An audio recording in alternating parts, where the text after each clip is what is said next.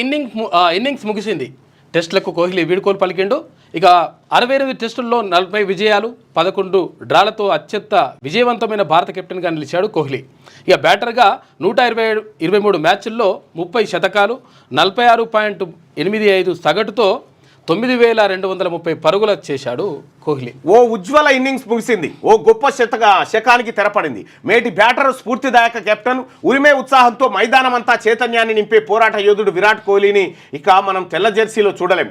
T20 లీగులకు విపరీతంగా ఆదరణ పెరుగుతున్న కాలంలో అభిమానులను టెస్ట్ క్రికెట్ వైపు ఆకర్షించి వారిని ఆటకు అతుక్కుపోయేలా చేసి ఉత్తేజపరిచి ఉర్రూతలిగించిన కింగ్ సుదీర్ఘ ఫార్మాట్కు గుడ్ బై చెప్పేశాడు.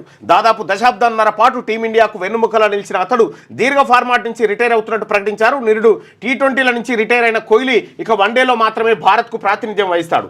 సీనియర్లకు చీకుగా జూనియర్లకు భయ్యాగా అభిమానులకు కింగ్గా భారత క్రికెట్లో అంతర్భాగమైన కోహ్లీని ఇక టెస్టులో చూడలేకపోవడం పెద్ద వెలితే. అది పూడ్చలేనిది. అతడు బ్యాట్తో పరుగుల వరద పారించడమే కాదు, సారథిగా భారత జట్టు టెస్టులు ఆడే తీరునే మార్చేశాడు. విదేశాల్లో తడబడే అలవాటు ఉన్న టీమిండియా కోహ్లీ నాయకత్వంలో దూకుడును అలవర్చుకుంది.